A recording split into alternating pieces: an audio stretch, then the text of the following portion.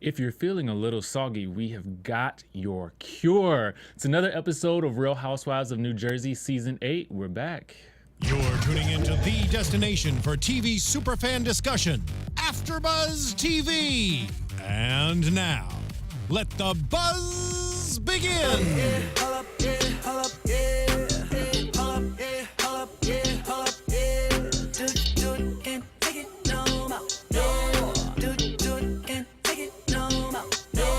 Hey, what's up, AfterBuzzers? It's another edition of AfterBuzz TV with Real Housewives of New Jersey, Season 8, and we are on episode 3. It's your boy DJ Richie Skye in the house. You guys can find me on Instagram and Twitter at DJ Richie Skye. And who's in the house today? And it's Rusty Bravo, aka Russell Ray. You can follow me at Russell Ray Silva across all handles, and the Bravo boys are in the house. Yes, we are. And we're about to go in on this episode. Shout out to Tamar singing Hold Love right now. And shout out to Leah Locken from Real Housewives of Dallas for taking us out last night. Yes. And as a result, I felt wasted. But we got all the dirt for you on tonight's episode right here. My boy Russell got all the flashback details. Yes. He got all the tea. So let's go ahead and get started. Now, as you guys will remember, we left off with everybody leaving Siggy's house because they could no longer tolerate her, and I couldn't either. So I'm glad the episode ended. Mad that I didn't get any salty crab balls, but you know, that's how life goes sometimes. Now, we reconvene at Margaret's house, and we are alerted to the fact that she is getting prepared for her summer cosmetics bag party. She's launching a new summer cosmetics bag because apparently that's a thing and you can make money from it. So I've just given you guys a clue. Go get rich. Now, we also learned that, we know that Margaret is married to a contractor. Yes. She left her husband for a contractor, Yes. but apparently he don't do much work because the house is not ready for the party. It's been 6 months and the renovations still aren't done. Listen, the house looks palatial, right? They don't have no curtains, but the house looks humongous, but the renovations they're not done. And the place looks a mess. And Margaret is upset because she's got a party to throw, for this summer bag collection, and they're gonna be walking into what looks like a haunted house, like literally. I don't know how to feel about this. Okay, so my take with it is, so you have Margaret, who is the stylist. So she has everything she needs, and she can make anything. She should be able to make anything work. And then you have the contractor. Right. So he's kind of halfway there. So I feel like she could have made it work by putting up some extra linens. If I was her, I would have been nailing things into the wall. I don't care. At the end of the day, like, you're there to make it work, and it would have been real simple to throw up some curtain rods, put in some nice That linens. gold tinsel would have been on every single wall. Yes. We'll see that later, though. But for now, we also know that she calls him Super Joe. I'm not sure why, because it doesn't seem like he's doing anything More quite like so super slow. Maybe he's super in the bedroom. I think that's where Wait a minute. What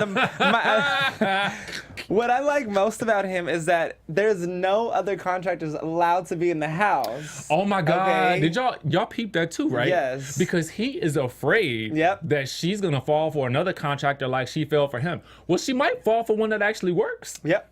But you can't be mad at the game because he came into the situation knowing what it was, and then he took her off to his own world. So you can't be mad if someone else comes into your house with the same mentality. You would think that if that was his biggest fear, he would get to fixing. And work twice as hard. Okay. Come on, Super Joe. More like Super Slow.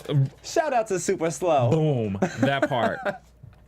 Anyway, we then head on over to Siggy's house where she's with Michael. Siggy's living, and she's gonna go meet with Teresa. I really don't have much to say about this because I feel like she annoys me sometimes. So I have a love-hate relationship with her. That's what I'm discovering. With Dolores? With Siggy. With Siggy?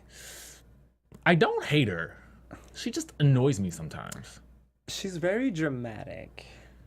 Like, I feel like if she got slapped like once or twice, not too many times, not 3 times, because 3 times just might throw it over the edge. But if you slap her, it's like, if Teresa slaps her once or twice, the old Teresa that flipped tables slaps her once or twice, she might act right after that. Well, we'll see, because she's going to go meet up with Teresa. But first, we see Dolores. She's back at home with Frank. And, she's basically asking him to sort of like maybe apologize for, saying that Frankie is an embarrassment. But if that's how he's feeling, that's how he's feeling. You know what? Frankie is an embarrassment. I'm sorry. See? You got all that muscle. You had that, what was it, that plug for your modeling contract, for your modeling career, right? And you pretty much have life handed to you on a platter because you have 2 successful parents. And you can't do the decency of filling out your college applications. The fact that you have a tutor and you cannot fill out your college applications, that's an issue with me. Well, let me say something. In my hangover haze, when I was watching the episode, I was thinking to myself, it was interesting that Dolores said, well, the advisor helped him get his applications in. I don't know about anybody else when they attended college, but this is just me. When I was having to send my applications off to my colleges, I did it myself. I didn't have an advisor that basically did the application for me or even took part in the process. Yep. Did you? Is Nope. that a new thing? Is that what they're doing? Somebody tell me. Please let us know, I wanna know. because I struggled my way through those applications. Okay. Jesus. Essays, letters of recommendations. You got to sign your life away. I didn't even get no recommendations. I had to get my own recommendation. Like, myself is so good. You should let me into this college. He wouldn't have been able to do that. Now, He's sensitive. He's sensitive like Siggy. No wonder Dolores likes her. He's sensitive just like her. Come on, man. Well, we get to Teresa's house. Teresa, who is not so sensitive. No, she's Thank not the Lord. whatsoever. And we discovered that they're moving, her dad's furniture into the house. I was curious as to why. You guys are rich. I mean, shouldn't you have hired some movers or something? I don't know. That's She just asked. me. She said, "Where are you guys' movers at?" And Joe looked at her like, "Get out here and do this." Like, what? Nope, I'm not touching that. I mean, he did have to save money, which we found out later why, which we'll get to. But he does have to save money. He can't afford no movers right now. Okay. But we'll get into that later. Well, they end up telling Joe Gorga that, Siggy turned a little psycho on the vacay. And, it was interesting. I found out that in this piece of the scene, we find out that Dolores has actually only been friends with Siggy for a year. Yeah. And, Joe was really surprised that Dolores didn't have their back because, they've known Dolores apparently since they were really young. Since they were teenagers. So, it's interesting to me that Dolores talks so much about loyalty, but she's not loyal to the people that she should be loyal to, correct? Or am I wrong? No, you're right. You're absolutely right. And I think the only thing sorry, they're the same person. I'm confusing them. They are. The only thing Dolores really has going for her is that she's pretty right now. In my book. Oh She's my pretty. God. She has gorgeous teeth. And I like the way she talks. But Dolores, I'm going to have a tweeting session with you. You got to get on the right team. Okay. Or just back up and don't play on the field. Let it Okay. happen.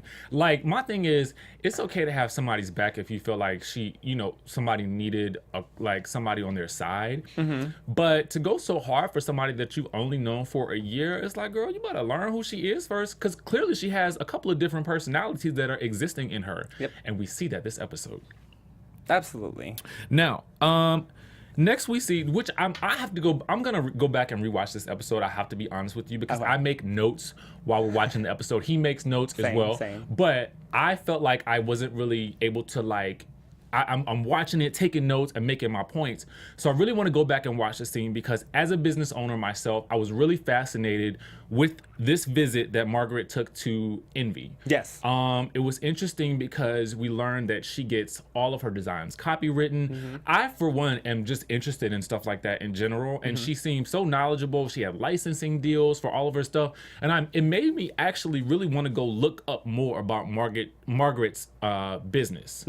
I really wanted to know more. And it was interesting that there didn't seem to be any level of competition there. It was Melissa like, you know more than me. I want to learn from you.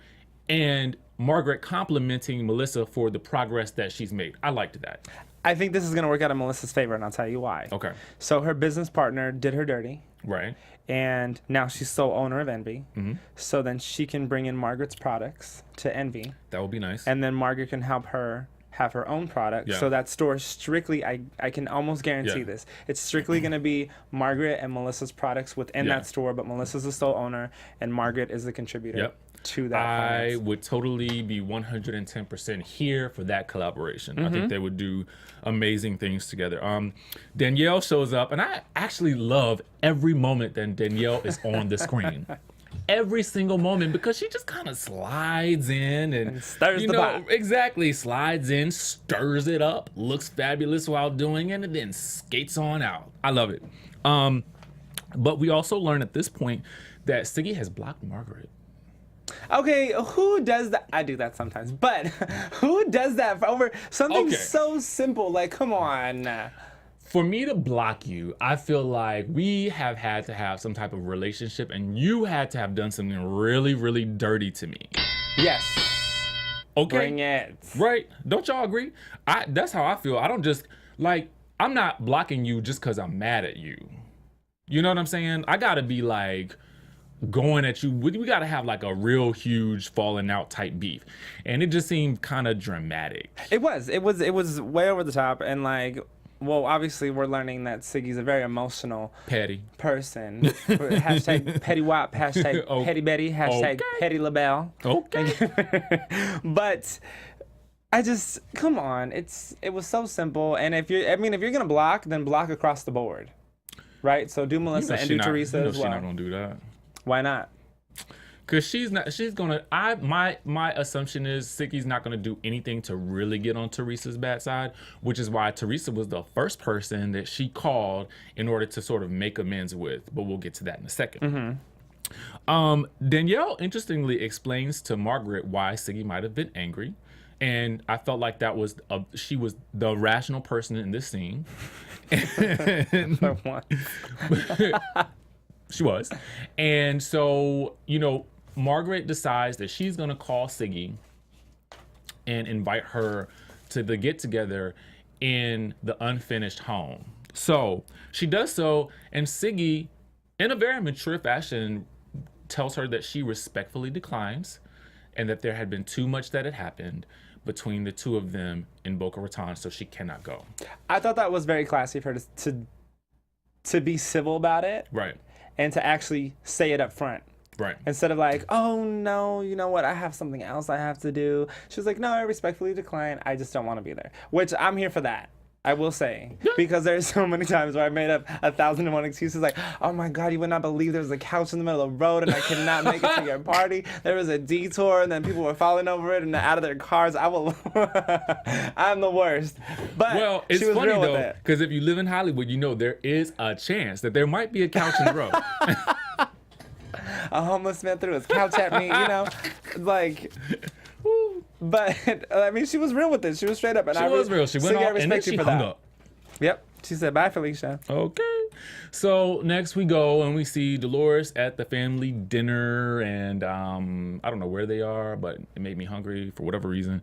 And Food look ahead. okay. And Frank asks, you know, he asked Frankie, how do you feel about me moving home? And interestingly, Frankie calls him obsessive compulsive, which I thought was funny. And so then they oddly get on this conversation about him and his girlfriend and what they're gonna do. And you know, he's like trying to be positive about it, like we're gonna try to make it work. And you know, they basically tell him, no, don't do Let that. it go. They said, let it go. Let it go, Elsa. So, you know, and he very nicely checks his own father when he says, you're more of a multiple girl type of guy. I'm more of a one girl type of guy. Burn. That I lived for Dolores that. had to put her head down. Okay? That was hilarious. Hilarious. And there was nothing he could say. Yep.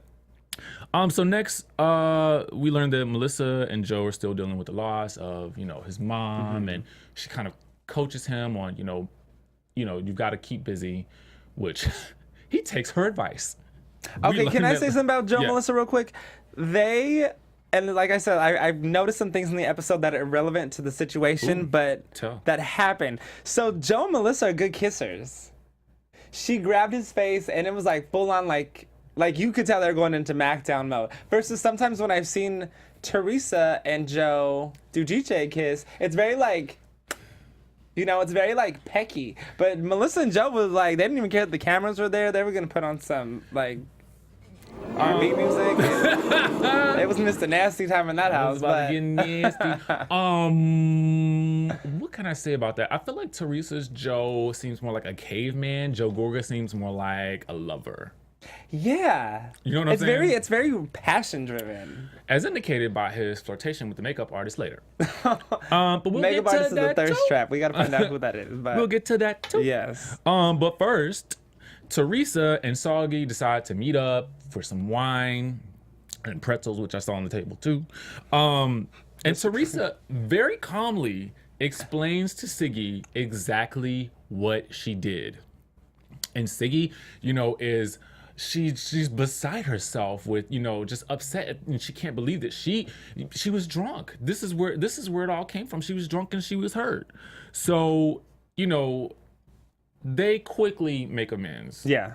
I mean, that was to be expected in my book. But you called her behind the scenes on the camera. Siggy, Psycho Siggy, or just... She didn't know who showed up because the moment she apologized and Teresa asked about Margaret, Siggy went into like full-on psycho bitch mode. Into rage. Oh, but you know what's funny is Teresa has not changed in season 1. So Siggy came at her and was like, you did this and this and the cake thing. But Teresa was like, yeah, but you called it, didn't even, acknowledge the fact that she was in the wrong. But she's like, yeah, but you called this, out of character, and you were calling us names. And she waited for Siggy to apologize first before she even came to an apology. I didn't even realize that, but that was sly. Teresa has been like that since season 1. Teresa, you good, girl. I need to learn from you. That's why she's the OG of NJ. Oh, my God. Just avoided, deflected everything she said, and, put the blame right back on her. And I think it was here that we really start to learn the extent to which Siggy hates Margaret by calling her an effing bitch. And she wants to yank her pigtails out. Yeah. I'm starting to like the pigtails. I ain't mad at it. I mean, I just thought that was it. kind of extreme. What y'all think? Y'all think that was extreme? So Karen Rodriguez, I believe, she wanted to know if we think that Margaret is a good addition to the cast this season. I do, actually. Margaret to me kind of gives me, there's something about her. She seems real Jersey to me. I like her. She seems real Jersey to me. Kind of like an alternate version of Caroline Manzo. Really? I say it like this because I feel like she's grounded, but she's not grounded at all. Mm-hmm. And I felt like Caroline was kind of the grounding presence on that show. Mm-hmm. And sometimes it was so grounding, it was like, you know what I mean? Yeah. It was like a rock. But I feel like Margaret is kind of grounded and she's very lighthearted with it. I feel like Margaret is that type of woman that's like, I'm here, this is who I am, and you're either going to take it or you're going to leave it. And if you want to leave it, I'm going to make you like me anyways.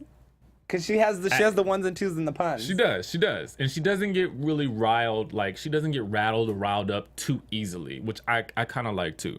But she's not afraid to say what's on her mind. She's not. She's very upfront, and she is her own person, and it is what it is. Well, speaking of Margaret, we do check back in with her, and we discovered that nothing's done in the house. Okay.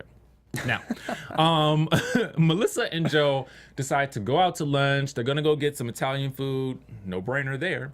And, we walk into an empty restaurant and we discover, oh no, Joe has purchased the restaurant. Melissa knew nothing about it. Yeah. Yep. How would you feel about this? Okay, so I took Melissa's perspective on this just because when she had talked about doing her own He career, gave her hell the entire season. And he made her feel like... Less than. Exactly, or that she needed to be the contributor to the household because he was out in the field making the money. And now that he wanted to pursue something on the side of what he does, she's expected to be supportive because of his dad. And she did hit it on the nail, and she said she thought it was an excuse. My thing about it was, I think she did a very, very good job of articulating herself, yet still trying to be supportive. I think for me, I would have been more like, okay, if this fails, it's all on you because I'm not paying a penny for this because you didn't tell me about it. Because at the end of the day, it's like, if you're gonna buy something, I'm not married, but it sounds like when people who are married make decisions like that, they have to talk about it. You know what I'm saying? And at no point you told your dad before you even told, your wife. So at the end of the day, I just kind of feel like, where's the reciprocity here? Well, I think another thing is too, entirely inside of the relationship. So I'm the kind of person that my finances are mine and your finances are yours. And okay, and if you decide to collaborate on something like a home and children, fine. But if you still have your own business aspirations with your own money and you decide you want to grow it that way, then that's fine. But if you take a loss, I don't want you coming to me talking about, can you bail me out? So the problem with that is that if they take a loss, they can do that. No, he doesn't need to. I'm just saying. Oh, no, I understand what you're saying. Legally speaking, yes. If something should ever happen, then she takes a loss on that too. Well, if that restaurant tanks, then I think she deserves an expansion at NB. Boom. So that would have been my. But she handled it very well because she handled it. You know, Melissa, I think for every season that she's been on this show, she's always probably been the most classy person on the show, in the sense that how she handles conflict. Yes. She's never really gotten out of character. She has biting responses, but they're not hurtful. They're not. They're not low digs. They're not Jacqueline level low. You know what I'm saying?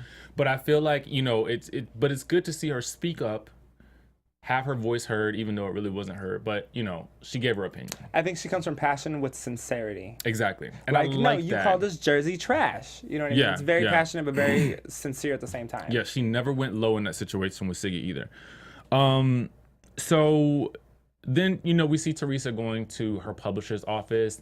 I'm not really clear on who the man was in the clown suit. It is Halloween. And maybe one of you guys will tweet us and tell us it was Dolce & Gabbana, but I will say just this. Just because it's designer does not mean that it looks good. Okay? There's that. True. I hope he's not a designer. You know, we learned that the book is going to be called Standing Strong, which is out right now. We also learned that her last book went to #2 on the bestsellers list. And I meant to, while I was watching the episode, check to see where Standing Strong is now in terms of bestsellers list, but I didn't. So if you guys know, definitely hit us up because I think that would be something good to contribute to the show. Now.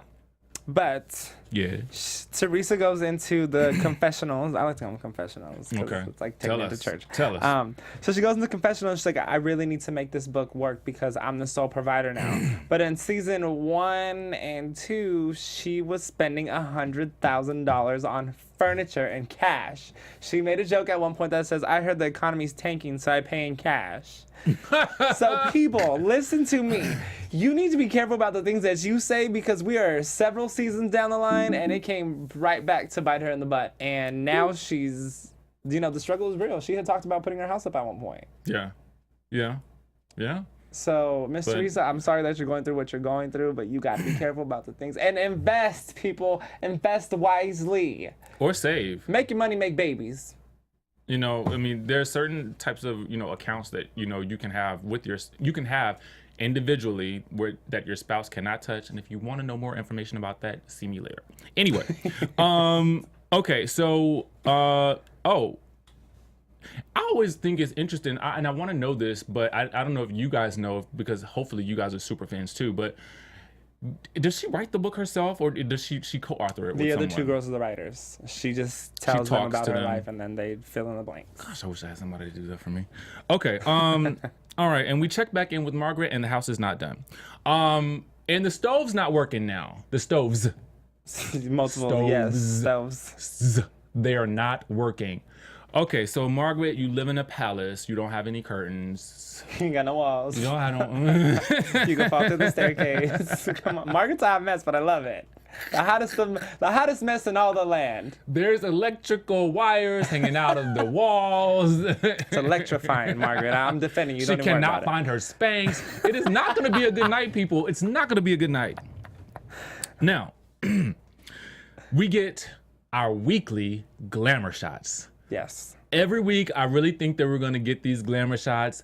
I kind of want them to do more. One of the ladies should come out with a makeup line and they could just put the ad right in there in the show. What do you think? Makeup by Bravo. True. So we learned that Melissa, okay, this was so fascinating to me. It was fascinating because I don't think anything of it, but it was just interesting to me that I love Joe because Joe is comfortable with his sexuality. Yeah. He is so comfortable that when the makeup artist asks him to show a little more, he asks, what do you want to see? I loved it. I was loving it. There is nothing like a man that is just so confident in who he is as a person that nothing like that phases him. I applaud you, Joe. That was awesome. completely awesome. But, you know, we did learn that he wasn't going to go to the party, but it seemed like that all got turned around, and now he's there, and now wait. The makeup artist, I can't with him. Why? You were such a thirst trap. I'm sorry, but like you were like so adamant about that, and he knows Joe would have just whipped it out like he did when he was in the camper with Joe Giudice, his sister, and Melissa, and Melissa had to run and block it. Tarzan, stay in the jungle, please. I was just like, and his eyebrow was just like so high in the sky. Okay. Like, oh, is it really gonna go down right now? What like, we about to see? It's like, I don't share my man. That's right, Melissa. You protect yours. Okay. We checked back in with Margaret. The stoves are still not working. And, you know, at this point, she's just decided that she's going to have the food cooked at a friend's house. I don't know why she didn't think of this before. And why didn't they bring the food already heated up? Like, how does this work? Is that how it normally works? Because, you know, I don't throw dinner parties If you're like that. catering, usually you do it at the restaurant right before you get to location. You That's what I prep it in the thought. morning. You make it, but maybe she promised them, was like, I have these ovens and it's gonna be great and you can use them. And then Girl. Slow Joe fell through the cracks. Gosh, he's worthless at this point. Okay. I don't know about you, Joe. We might need to find another contractor. Okay, and we know how she like our contractor. So we get to now, while Margaret is across town dealing with her issues with the party, Siggy is planning a party of her own. And it is the Mocking Margaret party because she's invited her only other friend, Dolores, to come over so that they can make fun of Margaret and do some type of Pee Wee Herman dance. And we also interestingly learn a little bit of backstory about why Dolores is so far into Siggy's mouth. It apparently stemmed from the end of a relationship, and you know, Siggy realized that something was going on when no one else did over a year ago, and now she's just got her back forever. They're BFF forever.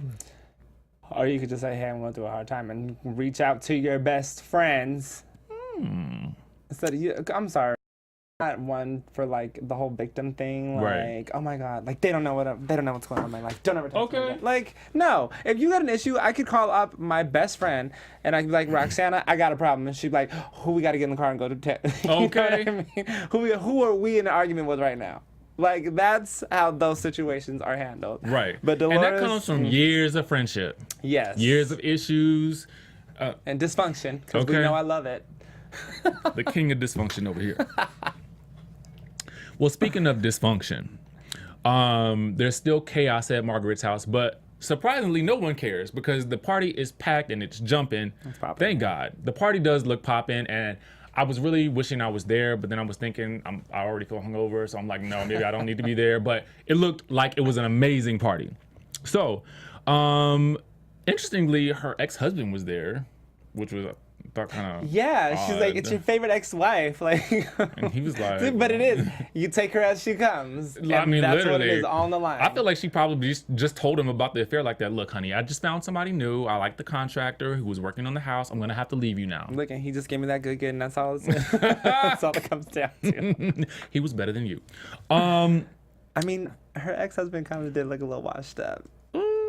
He was a little, that age gap is a little higher than her man now, so she upgraded to a younger one. I wish he would just fix the house. Teresa and Melissa arrive, and you know, they're kind of fascinated by the house. I mean, the house does look kind of festive. It just looks downright large. Like, it looks huge. Yeah, her house so is. I'm excited about that. They ask about whether or not Dolores is coming, and you know, she explains that Dolores is not happy with the way that she treated Siggy because Dolores has Siggy's back 5,000% and cannot go anywhere without her. So Catch the eye roll, y'all. okay, all the way. All the way. So Teresa, interestingly, is like, you know, Dolores has become Siggy's minion. I'm so excited that Teresa is actually seeing this and calling it like it is. Yeah. Because it's kind of crazy to me. She's very composed. Very. After she went away, because I know she don't like to say the J word Mm. or the P word, so she went away. Mm. But after she went away, she's very composed and well thought out. And by the way, shout out to the girls on the cast with their vocabulary. This episode, I had to look up, all kinds of words. 'Cause I was Perfunctory. like, perfunctory, carried out with a minimum of effort or reflection. They giving us vocab, y'all. Okay. Dolores is basically not coming because she has Siggy's party and, she can't do 2 events one night. And so anyway, Margaret says, you know what, guys, let's go to another room and talk because I really need to hear some gossip and I can't do it in this crowded party. So they leave and Teresa, interestingly, spills the beans that Siggy don't like Margaret and she ain't happy with her. That's a bit of a pot stir. It was. And well played, Teresa. Well played. And Danielle was there too. And she suggests stirring the pot. Yep. Calling Siggy. Yep. Well, oh no, she suggested texting her. That was it. Because they already called her one time and she got hung up on. And so, basically Margaret says, let's go out to lunch. Let's do something. Let's just get past all this. I wish you were here, but let's get together and talk, Yes. It's kind of weird that you're not here and the girls that I met through you are here. So, and, basically Siggy, when she receives the message, she's kind of like, okay, well, okay, I'll meet with her. Cause she's willing to try to talk this thing through. And Dolores is just very much like, no, don't go meet with her. This is perfunctory. Like a Grinch. You have to do it with the Jersey accent. That was perfunctory. like, why is she so mad? Because she was going to lose her friend. Oh my God. To the ladies.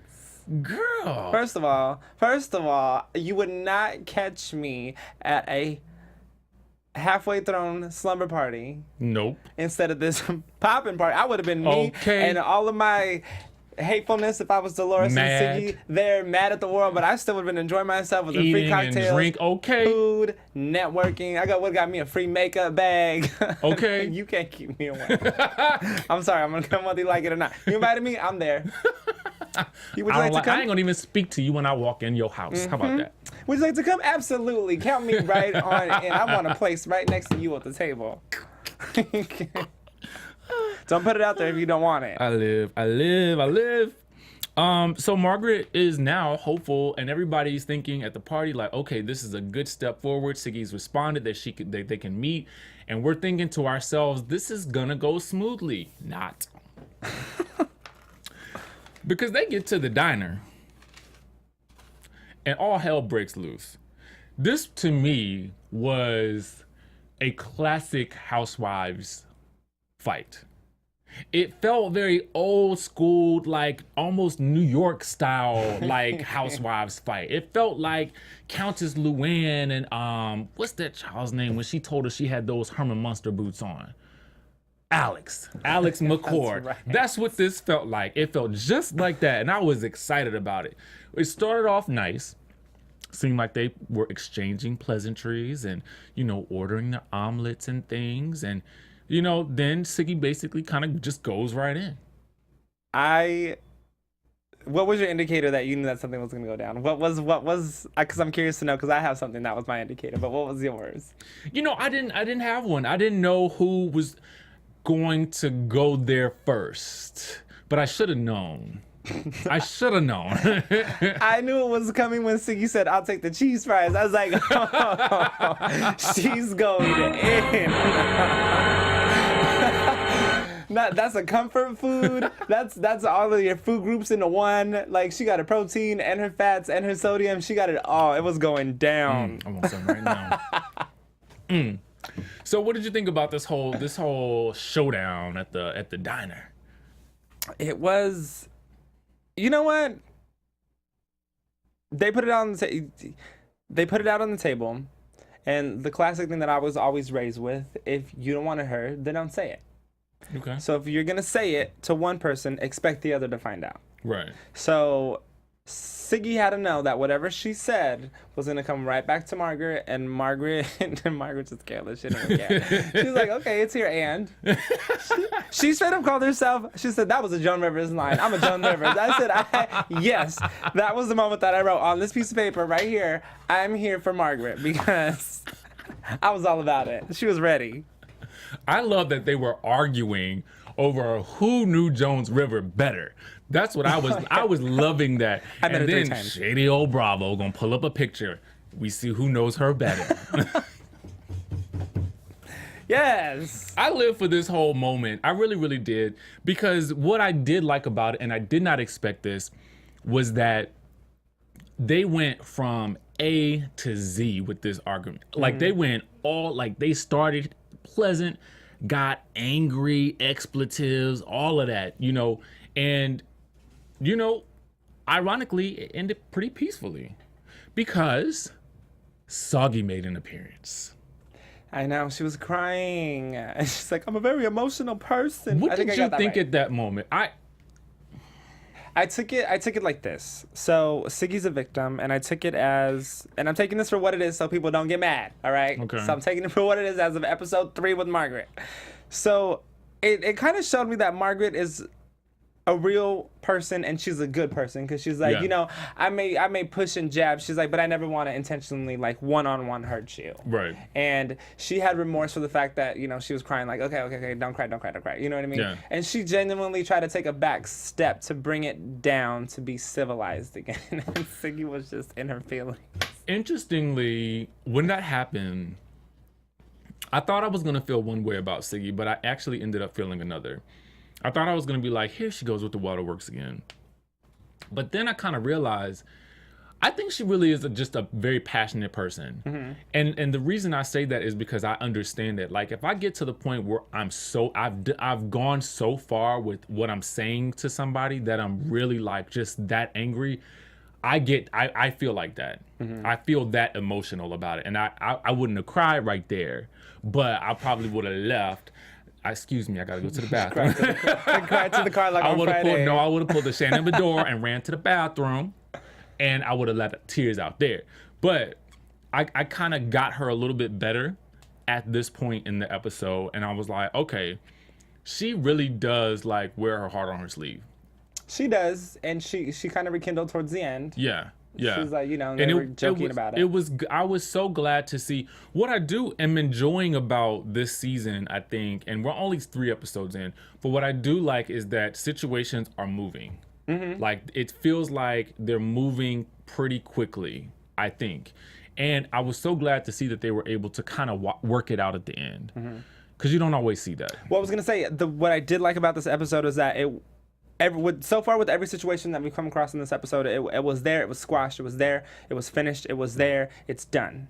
The only person that we haven't come to yet, and we don't know really how this is going to go down, is with Dolores. Right. But everyone else, for the most part, it was handled. Well, Jersey style. Right. And we have, this is a clear indication of what's to come next week, and I'm sure you guys have seen the previews by now, but the lingering issues still seem to be between Siggy and Melissa, which I think is going to come to a head next week. And Dolores and Danielle. Which this situation seems to come out of left field because it didn't even seem like there would be any indication that they would have a problem. Like, so what is this about? Like, what do you guys think? You got a week to chime in and let us know. But, what you think it's going to be about. What do you think it's going to be about? I think Dolores is gonna take Danielle for face value on things that she says versus her intent on what she's doing. Mm-hmm. And Dolores, for the time being, her loyalty lies with Siggy, and she obviously was not at the conversations that Siggy had. Right. It's different to be present in a situation when issues are being handled versus hearing about them later. Right. Because you can get passionate and be like, but I told her and blah, blah, blah, blah. Right. She chewed me out, I got back at her, and but everything is fine now. Right. So Dolores only gets that aspect of it. So, and plot twist.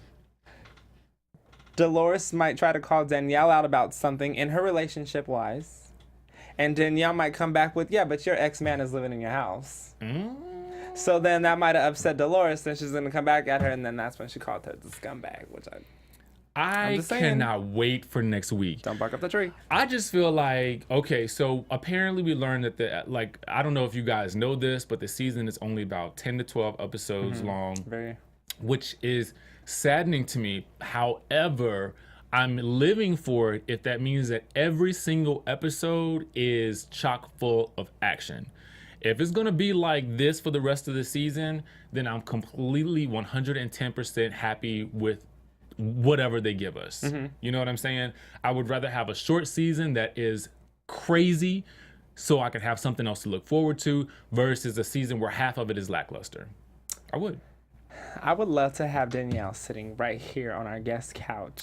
We are gonna get Danielle in this studio. And Andy. Make sure you guys are tagging Bravo Andy. Tag him and make him watch our show. Exactly. Make him watch our show because I'll tell you why. We bring a whole nother aspect to this show because we are the Bravo boys. I'm gonna tell you, like it makes such a big difference that when they can come, because we get so many behind the scenes details and it's kind of crazy. Like yesterday, Leanne gave us all the tea on everything that's going on in Dallas. So I want the same thing for Jersey. I want Danielle to spill the beans. I want Margaret to spill the beans. I want Teresa to spill. I want all of them here at some point. So, why not wish for the stars? Yes, and shout out to you guys' loyalty. You guys have been here with us since episode 1, and we really appreciate it. Yep. Shout out to Sweden. We have viewers in Sweden. Do we? Fun fact, my one of my best friends and my old roommate, Garrett, he is from Sweden. And so I had to write them back. I said, thank you very much. But you guys across the country and in every other countries that you guys are watching us from, we deeply appreciate it because we love the Housewives and New Jersey just as much as you do, and we're so passionate about this. I'm so vested in this. Come on, you bringing out my Sicilian side. Come on, you better stop. So as you guys can see, we are really, really excited, and we're gonna actually wrap up this episode, but you guys need to follow us on social media. Amsterdam in the Netherlands, shout out. Okay, shout out. Comment on YouTube, keep commenting. We're gonna comment back. Text us on Twitter, DM us, stalk us, give us 5 stars on because we are on Instagram, and we do this is also a podcast, so people can actually just hear us and not see us too. So we've got it all. So keep watching. We're gonna keep giving it to you like only we can. I'm your host, DJ Richie Skye. You can follow me on Instagram and Twitter at DJ Richie Skye. Where can they find you? And I'm your boy, Russell Ray. You can find me on Instagram, Twitter, Facebook, Russell Ray Silva, and we appreciate you. Love you. And that's it for the Bravo boys. We'll see you guys next week. Bye, guys. From executive producers Maria Menounos, Kevin Undergaro, Phil Svitek, and the entire AfterBuzz TV staff, we would like to thank you for listening to the AfterBuzz TV network. To watch or listen to other after shows and post comments or questions, be sure to visit AfterBuzzTV.com. I'm Sir Richard Wentworth, and this has been a presentation of AfterBuzz TV. Buzz you later. The views expressed herein are those of the hosts only and do not necessarily reflect the views of AfterBuzz TV or its owners or principals.